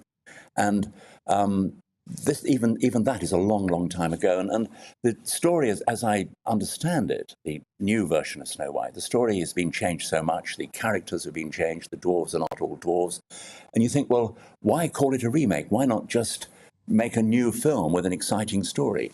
But I've no principle. I don't really have an objection to casting problems. I think anybody, if you're an actor, should be able to play any part. And the only thing really that matters is whether the actor is good and right for the part. We had problems with Evita on stage recently, once or twice, when theatrical companies have said, well, we can't find a brilliant Latino or Latin or Argentinian even actress to play the lead role. Well, it's been played many times by people from many different nationalities, many different races, and the only thing that really matters is, are they any good? Can they convince in the role? And I think that's what should apply to all the Disney films as well. Do they work as movies? And if you start with a story that was written in whenever it was, by the brothers Grimm, and you change it so much, you aren't really recreating the story. You're doing a new film, which may or may not be good. And what about the sexism thing? I mean, I was slightly poking fun at Rachel Zegler there, her quotation about, Snow White being an empowered young woman and so on. But maybe I shouldn't have done, because, the attitudes that we took to women and their destiny in life being to marry princes in those days, I mean, that is a bit dated. And, it could cause considerable offence to remake it in that way. What do you think? Are you bothered by that? Do you think we now need to make our remakes more relevant to our culture of today and our prejudices and outlooks of today? Yes, I think you have to take in the views of today, but you shouldn't be completely hidebound by them. And I don't think the 1937 Snow White, for example, is now a bad film, because it reflects and reflected its time, and it was sincerely made, and it was extraordinarily popular. And in actual fact, the character Snow White in that early film isn't just a cipher. She actually makes a few decisions, and she's a very good and nice person. But you can't do that again now. And why would you want to? Because it's been done very well back in the almost what seems like the Stone Age of cinema. It's been done jolly well. And my only question is really, why in a way call it Snow White? Why not make a brand new film with an exciting story?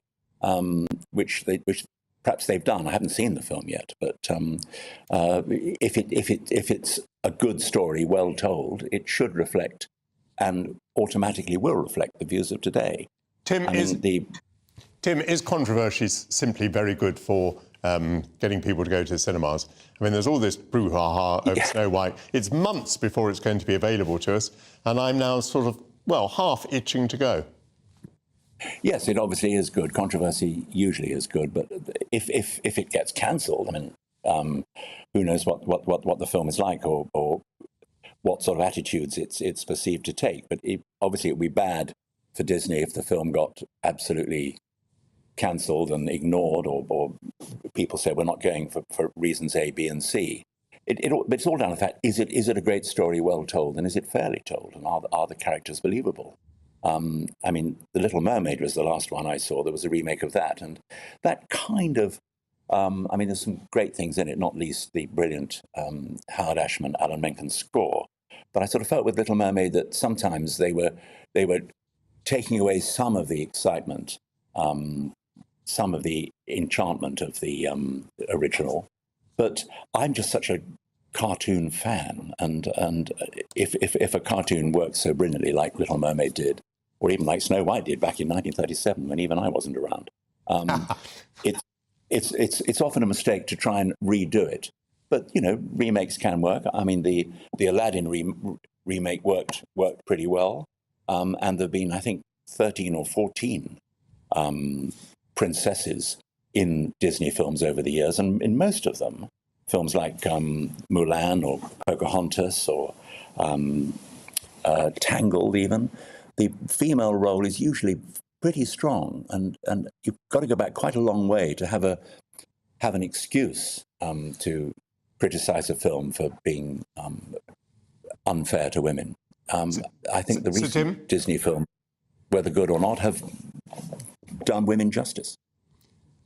Sir Tim Rice, thank you very much. Could I thank you for all the excitement and entertainment that you've given us all over several decades? Great to see you on GB News. Thank you very much. Thanks a lot.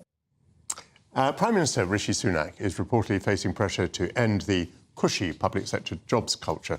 This comes following a startling new report which has revealed that civil servants are 10 times more likely to die while in post than to be dismissed for poor performance. It reported that across 11 government departments employing more than 310,000 civil servants, only 248 were given a performance review in the previous 12 months.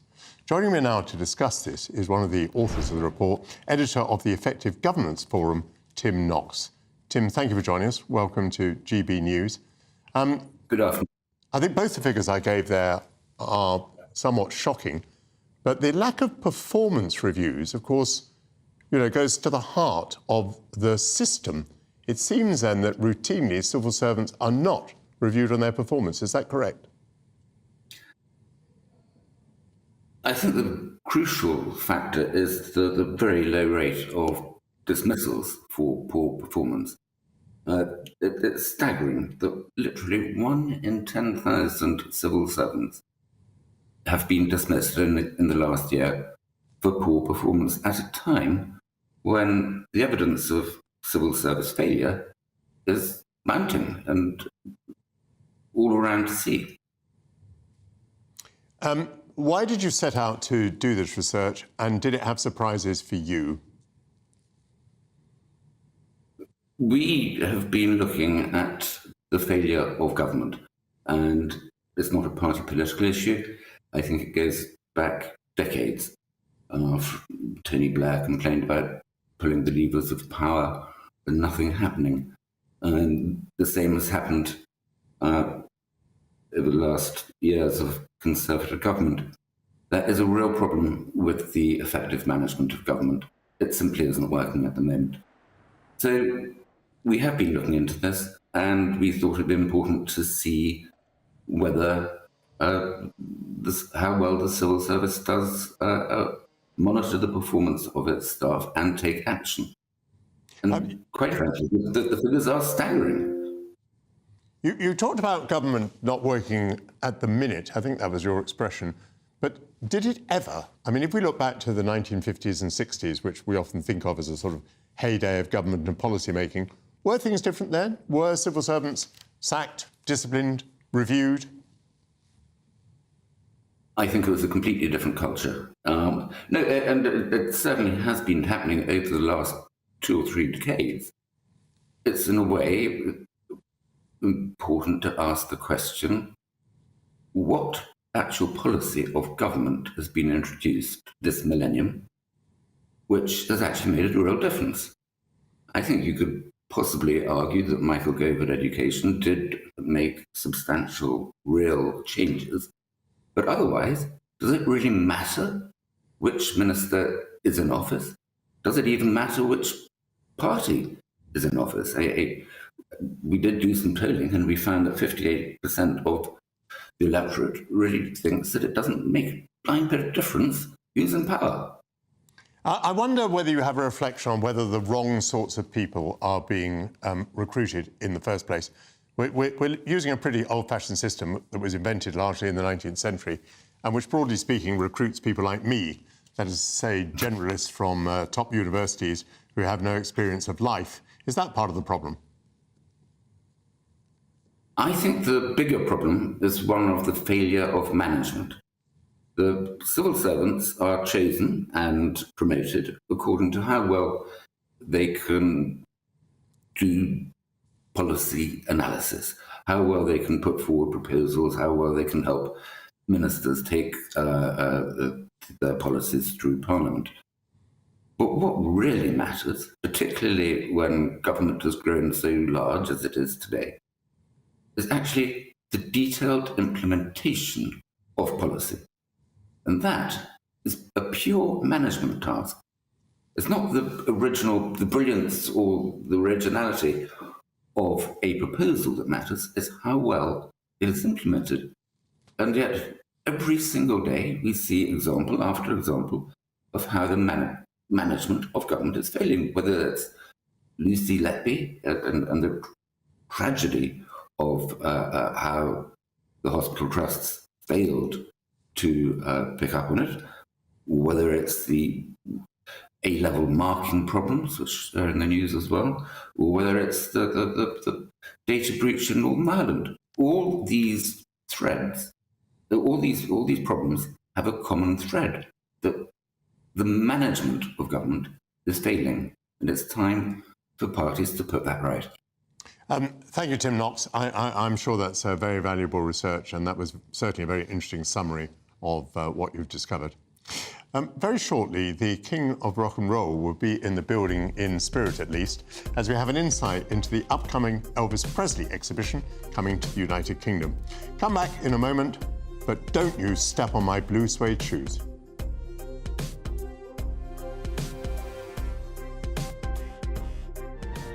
A brighter outlook with Boxed Solar. Proud sponsors of weather on GB News. Hello, I am Dan Stroud and this is your latest GB News forecast from the Met Office. So we currently have high pressure to the south of the country, and further to the north we have this big area of low pressure, and that is helping to keep it generally unsettled the further north and west you are. We currently have thicker cloud with outbreaks of rain pushing in across parts of Northern Ireland and northwest Scotland. Further to the south and east across much of England and Wales, largely dry. And with those clear skies, overnight temperatures dipping low enough for some mist and fog patches to actually form by dawn. But these temperatures largely staying in double figures overnight. So that's a bright start to Monday morning, with any mist and fog across the extreme south and east quick to actually lift. Further to the north, we do have that thicker cloud and rain starting to actually push in during the course of the day across parts of Scotland and Northern Ireland. And the winds will also be freshening up through the Irish Sea. And with those slightly breezier conditions, despite the fact these temperatures are higher than the values we saw on Sunday, it will feel slightly chillier out there. So on Tuesday, that band of cloud and rain will continue to push southwards into England and Wales. And that changeable theme continues for the rest of the week, with temperatures peaking on Wednesday. Bye for now. A brighter outlook with Boxed Solar. Proud sponsors of weather on GB News.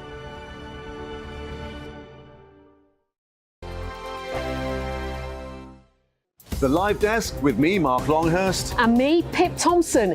It's here Monday to Friday on GB News. From midday, we'll bring you the news as it breaks, whenever it's happening and wherever it's happening, from across the UK and around the world. Refreshing, feisty, but with a bit of fun too. If it matters to you, we'll have it covered on TV, radio and online. Join the Live Desk on GB News, the People's Channel, Britain's news channel.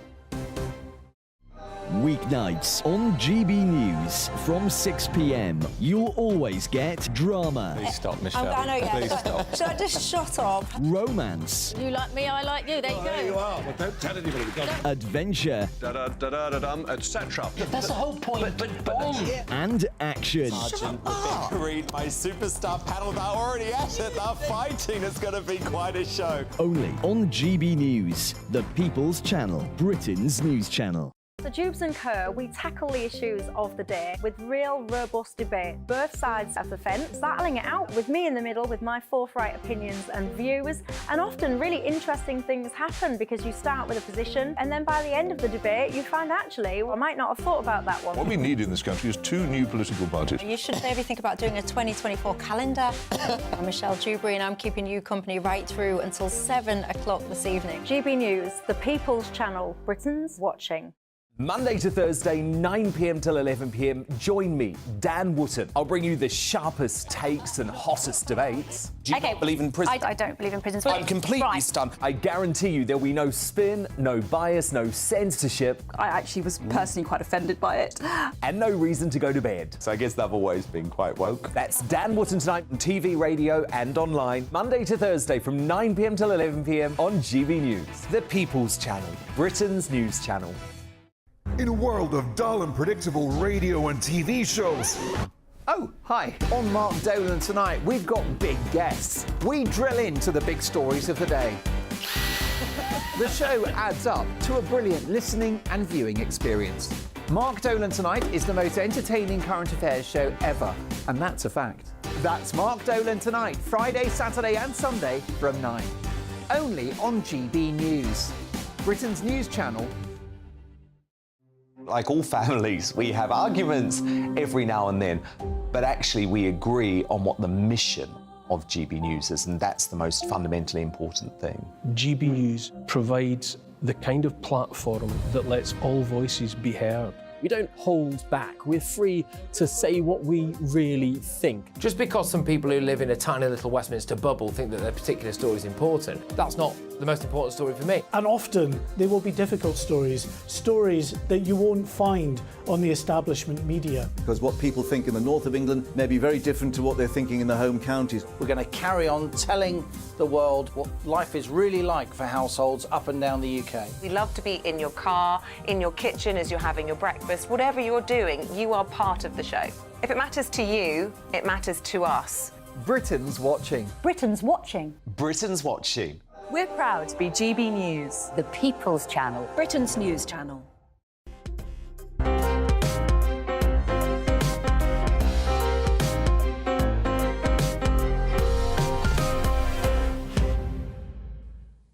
Welcome back to Sunday with Michael Portillo. The king of rock and roll, Elvis, is finally making his way to the United Kingdom. He never toured the country when he was alive, but 400 of his personal possessions will be exhibited in the capital later this year. Elvis's career defied gravity. He was larger than life and deeply influential. But the grand life that he envisaged at Graceland was distinctly suburban. The exhibition explores the man and includes lesser-known aspects of his early years, hobbies and personal life. It features a Ferrari and his military uniform, and it can be seen at Arches London Bridge, a new venue. Joining me now, the Arches venue manager, Neil Jones. Welcome to GB News. This is an exciting exhibition. It's quite unusual for it to come to London. What's your reaction to it? What do you feel about it? Absolute excitement. I mean, you know, we're bringing over 400 of his artefacts, some of which have never left Graceland, a couple of which have never been seen anywhere. So, I mean, he is still so celebrated as an icon, and we're just delighted to be able to have some of his personal possessions, big and small, you know, everything down from the colouring books he used to use as a kid to, as you mentioned, the Ferrari, his MG, his trike, all sorts of stuff, and also exploring the man behind the sort of myth and the legend as well. We all know Elvis on the stage, but not a lot of people realise what he was like, you know, in his quieter moments. He was a big reader, for example. He had hobbies. He was into horses. He even had his own football team, not a professional football team, but he loved his American football. And one of the things that's going to be on display is his football helmets, which have never been seen. Even if you went to Graceland, you would not have seen them. They're going to be something which is being seen for the first time ever. So a real look at the man behind the legend. I made a somewhat catty remark, perhaps, about the suburban quality of Graceland. I mean, Graceland is a grandish-looking house, but it's quite small. And he lived in quite a modest way in that house, which perhaps is very much to his credit. And then, as I remember, sort of just parked away from Graceland, across the way was an aeroplane. Did he have an aeroplane as well there, did he? He did. Had an airfield. Yeah, he did. He had his own, obviously, his own private jet. Sadly, obviously, we can't squeeze that into Arches London Bridge. That would be some undertaking. But named after his late daughter, of course, Lisa Marie. That's the name of the plane. But yeah, we're just really excited to get some of these things over, and we'll be opening on the 20th of October. It is very interesting that you're able to explore the man, and you're doing it in this new venue. Can you tell me a bit about that? I'm a Londoner, I had no idea about this. Yes, it's basically a brand new home for exhibitions in London. It's called Arches London Bridge, so it's part of London Bridge. If you imagine 5 cavernous, high-ceilinged, old railway arches, 11,500 square feet, absolutely perfect for putting on big exhibitions. Normally when exhibitions come over to London, they need a temporary home or they'll go to the edge of London, but this is going to be a brand new venue in the centre, in the heart of London, just round the corner from the Shard, which we're sure is going to be a huge, big tourist destination for many years to come. This opens in October the 20th, is it? Yep, 20th is day one of the Elvis exhibition. It'll run right through until the end of February the 25th. So lots of opportunities for people to come. We've also got a special VIP experience as well, where we're allowing customers, a few customers each day, to handle some of Elvis's stuff, including one of his famous gold belts as well. So if you've ever wanted to handle some of Elvis's stuff, now is your chance. Is the exhibition in February then rushing off to another capital in Europe? No, we've been in talks directly with Graceland just to do this. It's not on tour, so this is something which we know is going to welcome people into London just to see this. We've already had calls and emails from people from all over the world saying, when can I buy tickets as well? So a lot of interest globally in the man was a global legend. Yeah, and I think a lot of people now are willing to travel even from country to country for a proper exhibition. I mean, for example, the Vermeer in Amsterdam recently, Yeah. you know, so many people I knew were travelling almost across the globe to see that. So you may attract people from all over the continent. Many congratulations, Ian. I'm sure it's going to be absolutely fascinating. Thanks for joining us today. That's Neil Jones. Are tourists a blessing or a curse? There are reports of inconsiderate tourists in Italy and Snowdonia who have been doing bad things. And in Snowdonia, they're now discouraging Instagrammers. I'll be discussing this shortly. But first, the news headlines with Tamsin Roberts.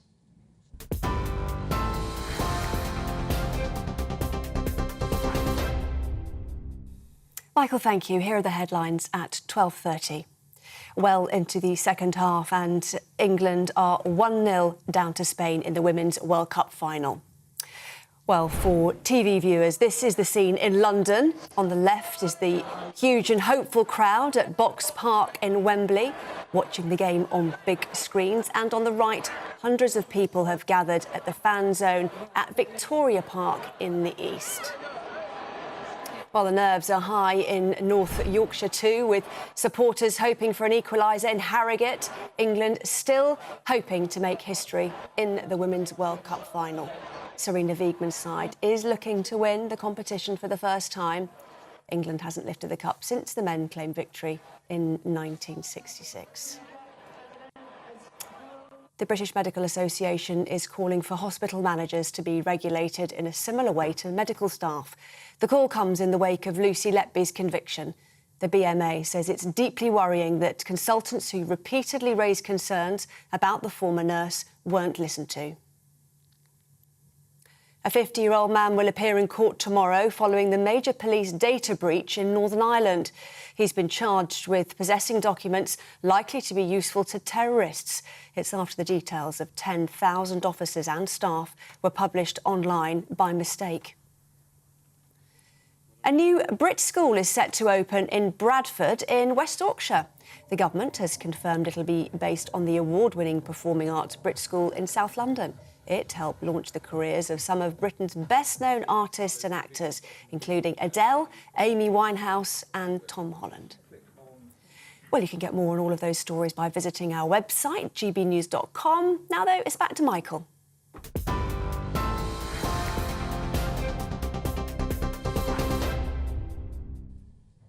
Thank you very much, Tamsin. The pros and cons of tourism may be finely balanced. Outside visitors boost the local economy, but they can be an unwelcome blight for local communities.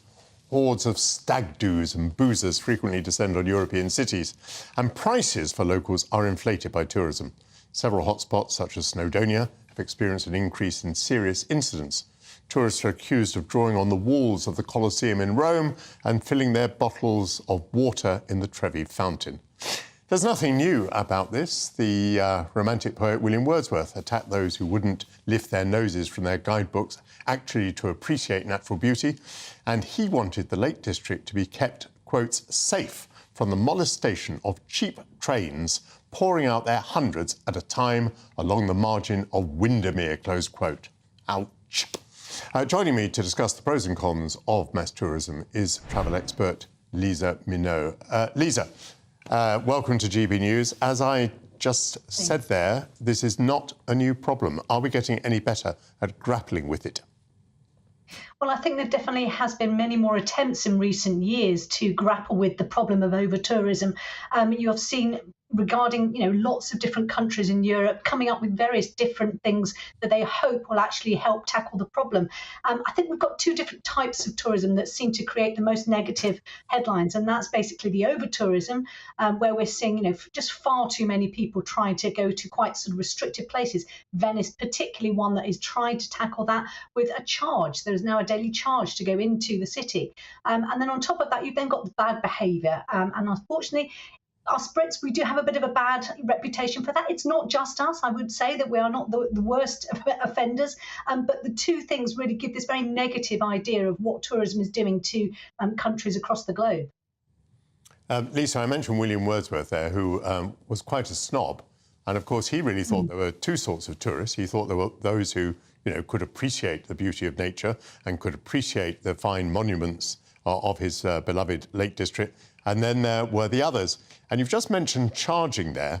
I mean, this has quite a close connection to snobbery in the sense that we think the way to protect some of the most precious cities of the world is to charge people money. In other words, to stop poorer people going there and only to allow in people who can afford it. Yeah, and I totally agree that this is really, I don't think, the way forward. We saw recently there was a furore with the Lanzarote and mayor there basically saying they don't want British tourists anymore. They don't want tourists who are going into sort of 2- and 3-star accommodation. They only, in Mallorca at the moment, they will only be building basically 4- and 5-star hotels. And I really think this is unfair because tourism can be such a force for good. And, you know, restricting it to only people who you think are the right type of people to visit your country, I think, is really a wrong way of going about it. But that does seem to be what's happening in Mallorca again as well. They're basically saying that every hotel room that gets built another hotel room has to sort of disappear, and they're trying to get rid of those low ones. They're trying to get rid of the bars and restaurants that are traditionally, you know, sort of frequented by lots of Brits. I don't think that's the way forward. I mean, I think we have to understand that for locals living in areas that are very, very busy at certain times of the year, it can, yes, of course, be very frustrating. But globally, 1 in 10 jobs is created by tourism. And you can't argue with all the benefits that tourism does bring as long as it's actually done properly. And as you say, I'm not advocating for, you know, vandalising the Colosseum or, you know, sort of these stag parties that are really going over the top in the likes of Amsterdam. That's not a force for good. But they unfortunately are the very, very small minority that create this picture that looks like it's the majority doing this. And that's very much not the case.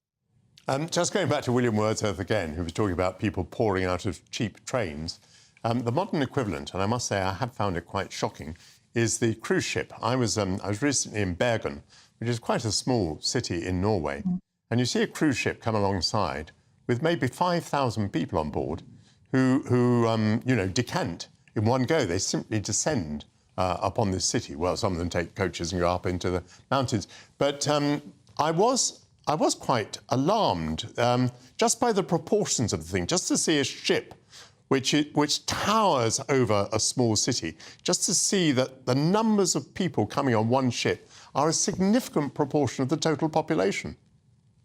Yeah, and you're very right. And this has created quite a lot of problems. We've had Amsterdam only recently saying they are now banning cruise ships from the centre of Amsterdam. They're not going to be allowing that any longer. They're going to basically have to be sort of stopped off at sort of the North Sea and then be bussed in if they do want to do that. And we've seen the same with Venice, again, saying that they do not want tourism or those big cruise ships in the centre of their city. Now, that does make sense to me. I do think that perhaps, you know, you can ruin a destination by doing something like that. But I think, again, you have to look at the fact that these cruise ships, the demand is there for them. They've got ever bigger, they've got ever better because the demand is there. And they're able to provide a fantastic holiday at really good value. I mean, the prices on some of these cruise ships at the moment are incredible. And again, in the likes of the Caribbean, you know, that is a vital part of their economy. These people coming in, spending their money on tours, in restaurants, in bars, it's a really vital part of their economy and something that if they didn't have, they would, you know, it means that there's less money in the community to invest in the likes of conservation, in basically the infrastructure of these places, and it can be a force for good. I do understand that they do sometimes look a little bit like a floating block of flats that, yes, you're right, can actually perhaps impact a destination in terms of the way it looks, but as long as it's managed well, I think it should be something that people are allowed to do, should be allowed to go on these boats because they are a very good value way of travelling. Lisa Minow, thank you very much. We've been discussing, as we generally do, a problem which is pretty much insoluble, but nonetheless, it is interesting to discuss it. Thank you for joining us. Thank you. England are still 1-0 down against Spain. Let's go live now to Jeff Moody, who's at a sports bar and fan zone in Bristol. Jeff, are the people down there beginning to give up hope? I wouldn't say we're giving up hope, but certainly things are a little bit more muted than they should be at this stage. I mean, that penalty that was missed was glorious. There was a huge reaction here, but now, you know, as you can hear, we still think we're in the game. We still think we've got a chance to win this, but it is only getting to be a little chance. But still, you know, the sun's shining and the drinks are flowing, and we are in the FA Cup final, the World Cup final. So it's certainly a good day to be British. Thank you very much, Jeff. I think I just about got the message there. Thank you. Are British vineyards heading for a bumper year ahead? I'll be asking one of the leading UK vineyards whether we can expect excellent British bubbly this year. What you get for breakfast is something that, if we do our jobs right, you will wake up to news that you didn't know the night before. It's a conversation. It's not just me and Eamon. We want to get to know you, and we want you to get to know us. From 6, it's Breakfast with Eamon and Isabel. Monday to Thursdays on GB News, Britain's news channel. Westminster is going around in ever-decreasing circles, followed by the media. Britain is broken. How on earth did we get into this mess? But more importantly, how do we get out of it? Join me at 7 p.m, Monday to Thursdays on Farage, here on GB News. We will have open, rational debate. We've got to work out how Britain moves forward from this. Join us here on GB News, the People's Channel. Britain is watching. When the news happens, it happens here. And really important breaking news. Breaking news this morning. On TV, radio and online, the news starts here on Britain's Newsroom. All the biggest stories and the answers that you need from across the UK and beyond. Join Britain's Newsroom from 9:30 on GB News. The People's Channel, Britain's news channel. Join me, Patrick Christie's, Monday to Friday, 3 till 6. We tackle the day's news agenda like you've never seen before. It's high tempo, high octane, the most controversial topics, and the best guests. You will not be able to take your eyes and ears off it. I'm not afraid to ask the questions that you really want answered. 3 till 6 p.m, Monday to Friday on GB News, the People's Channel, Britain's news channel. People in Britain, they love free speech, but they also love fair play. I don't care if I'm speaking somebody from a trade union, from the Labour Party, somebody from the SNP. And I think the viewers like to see that actually we can challenge one another, but in a positive way. We think we ask the questions that people want to ask, and often we ask the questions that we wanted to ask in Parliament but never got the chance to ask. So join us every Saturday, 10 a.m. till noon on GB News, Britain's news channel. Hi, I'm Dan Wootton. You can watch me live on GB News Monday to Thursday from 9 p.m. And did you know that you can also watch and listen live on our website, gbnews.com? You'll always be up to date on the latest breaking news, as well as enjoying the best stories, opinions and shows. You can even join the debate under our live player as you're watching. So head straight to gbnews.com on TV, radio and online. GB News, Britain's news channel.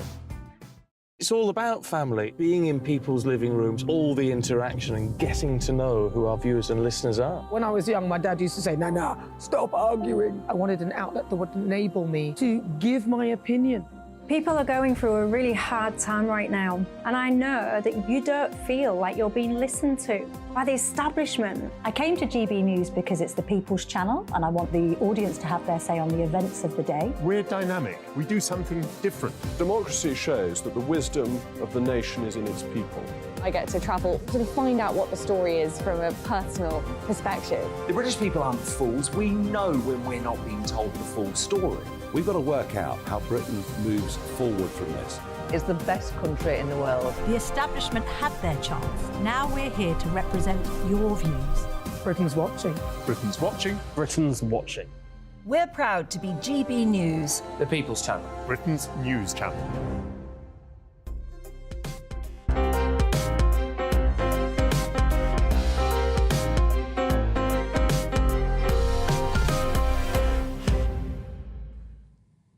It's not entirely clear at this point whether we will be opening this to celebrate an England victory in Sydney. But whilst British people have been complaining about a summer of autumnal weather, wine producers have benefited. A dry June followed by a wet July will provide a bumper yield for the vineyards in the United Kingdom. Denby's estate in Surrey includes England's largest vineyard. Joining me now is Chris White and Janetta Simpson from Denby's. Oh, tell us about this bumper harvest. Was this expected, and how unusual is it? Well, we had the perfect conditions this year. At the beginning of the year, you're under threat of frost, which will determine how much volume you could potentially have. It can be catastrophic. We have lost up to 70% before on a bad frost. We didn't have a frost this year, which was fantastic. Then it's down to the fruit set when the flowers come out, and again the conditions were perfect for the fruit set. There was very little rain during that period, and then it was just you need a good summer, but you do need some rain as well to make sure your bunch weights increase. So this will be, hopefully, we've got another month to go, but this could be our biggest harvest ever. Because we're getting towards the end of the programme, I'm worried about running out of time before we open this, so I'm going to get on with this now. What am I opening here? That's our Greenfields, and yes. it's a traditional sparkling. And Jeanette, would you say a bit more about it? This, as Chris said, this is our classic trio. So it's Pinot Noir, Chardonnay and Pinot Meunier. And this is our sparkling wine that we make every year, so it's non-vintage. And it's got notes, it's similar to a champagne style. Yes. Now, I have been hearing that because of global warming and all that, southern England is now the perfect place to make this style of wine, that this is where we get the perfect balance of acidity and fruit. Is that correct? Absolutely, yeah. So shall we see whether that is a credible claim? Mm-hmm. I would say that's absolutely delicious. And, I mean, this is the one thing I've learned, that it's the balance of acidity and fruit. That's right, isn't it? Absolutely right. And that does look like a very good balance. May I ask you, what does this retail for? What would you buy that in a shop for? This retails for about £26, £27. How much, sorry? £26, £27. Yes. So these wines are not cheap. They're comparable with some of the cheaper, but not the cheapest champagnes. Absolutely. But I guess people have to get used to the idea that these wines, let's make a bold statement, these wines are better than the worst champagnes, aren't they? Well, definitely. We're winning international awards, so not only comparable, but we're beating some of the best champagne names, which are renowned names around the world. I think people, we have a big visitor centre there, so we give people an understanding of what goes into their sparkling wine, and once they understand it, it's all been picked by hand. It's been whole bunch pressed. It's been carefully nurtured and matured. It's been in bottle then for another 3 years. I think once they understand the complexity of what goes into their bottle of wine, they have a greater appreciation of and what to look for in the wines, but also and understanding why the prices are a little bit higher for producing our handcrafted products. And if we go up the scale, what is your top product? So we produce, it's called our Cubit Blanc de Noir, and that's a single varietal Pinot Noir, and that we sell that for about £33. That's not off the scale. No, and that's on lees for longer. I think at the moment we're on the 2015 vintage. It's a premium wine. It has won multiple awards. And it just shows the best example. So we don't produce as much volume of it. The Greenfields, as I said, we produce that every single year. The Cubit is more, it's because it's just the Pinot Noir, so therefore we don't produce as much of it in a volume.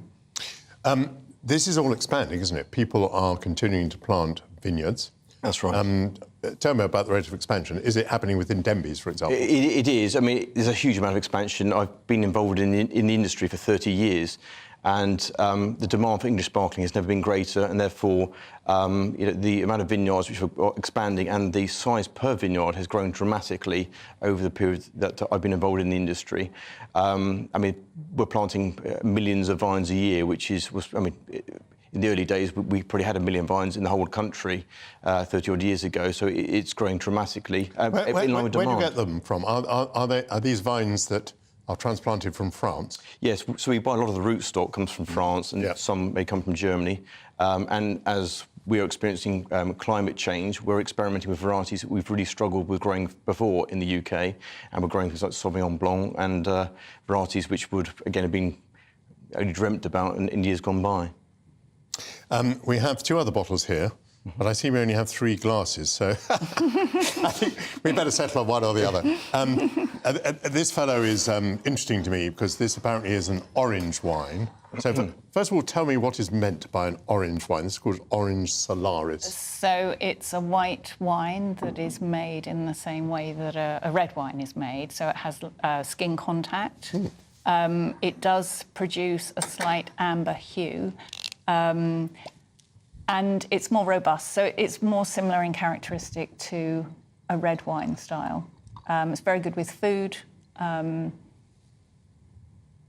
Yes, a slight amber hue. Slight.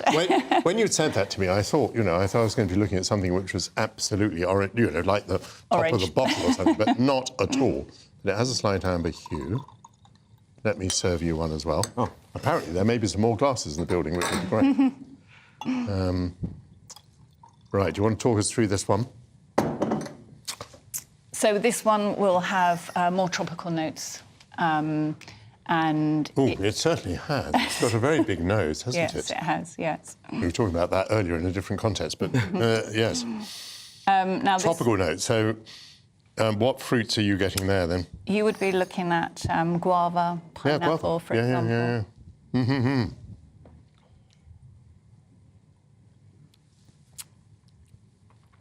Now, I've not come across this sort of wine in England before. Where is Denby's? What? It's in Dorking, which is in Surrey, so it's literally 30 miles away from central London.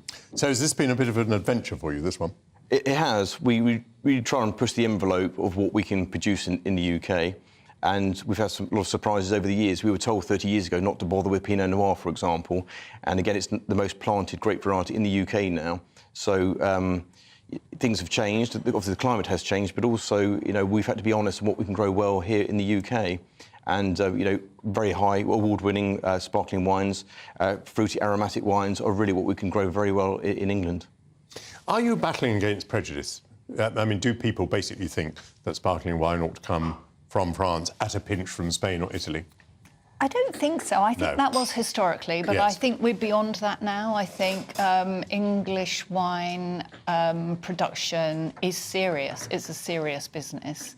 The amount of vineyards now in the UK has, goodness, I think there are about over 1,000 now. Yeah. So it's being taken seriously. And that's very good news. I have... There was no popping of a cork, because this was a screw cap. And this is called Surrey Gold. That's right. That refers to your place of origin, Surrey. That's right. The terroir of Surrey. And we've been producing this wine for now 30 years, so it was one of the first wines we produced. Thank you. And again, it's our most popular wine. It's one of our entry-level wines, and it's an off-dry wine. And it just seems to be very, very popular with our customers, and it has been since the day we opened. Off-dry, yes. There's a certain fruitiness to that. I see the picture on people's screens now. It's just a wine. We're not in it at all, but we are. There we are. We're back on. Well, now, will Port Scotland ever go to look in on this? How far north can we have a vineyard at the moment? There are some vineyards in Yorkshire. There's a huge collaboration of vineyards. How far up do they go? Yeah, there is talk of vineyard in Scotland, and I know Wales has become a bigger wine industry there, which has grown over a few years. So areas which you would have thought would just been impossible to grow it are having quite a lot of success with it. And a lot of vineyards around the world, whether it be in Spain or France, a lot of their vineyards are moving northerly to ensure that they can produce the same style of wines that they're used to growing there. Climate change brings us so much misery, doesn't it? And the prospects are so appalling. It's good to have one consolation, which is that really excellent wine is now being made in Britain. And, who knows, maybe we will have an opportunity to raise our glasses to England, because I certainly don't yet know the final result. That's, I think, pretty much all we've got time for this week. Thank you both very much for coming in, and good luck with winemaking in Dorking. Thank you for coming from Denby's. I won't be back next week, but I will be back in 2 weeks' time. It's been a a marvellous programme. Thank you very much for being with me. Thank you for watching. Emily Carver will be here at 1 o'clock. In the meanwhile, I wish you all a wonderful rest of your Sunday. Bye-bye. Looks like things are heating up. Boxed Boilers, proud sponsors of weather on GB News. Hello, I am Dan Stroud and this is your latest GB News forecast from the Met Office. So we currently have high pressure to the south of the country, and further to the north we have this big area of low pressure, and that is helping to keep it generally unsettled the further north and west you are. We currently have thicker cloud with outbreaks of rain pushing in across parts of Northern Ireland and northwest Scotland. Further to the south and east across much of England and Wales, largely dry. And with those clear skies, overnight temperatures dipping low enough for some mist and fog patches to actually form by dawn. But these temperatures largely staying in double figures overnight. So that's a bright start to Monday morning, with any mist and fog across the extreme south and east quick to actually lift.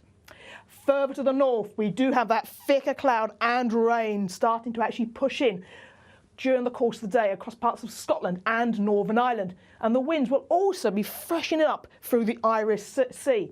And with those slightly breezier conditions, despite the fact these temperatures are higher than the values we saw on Sunday, it will feel slightly chillier out there.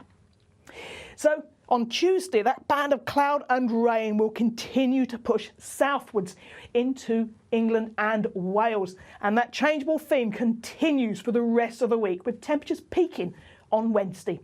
Bye for now. Looks like things are heating up. Boxed Boilers, proud sponsors of weather on GB News. I'm Andrew Doyle. Join me at 7 o'clock every Sunday night for free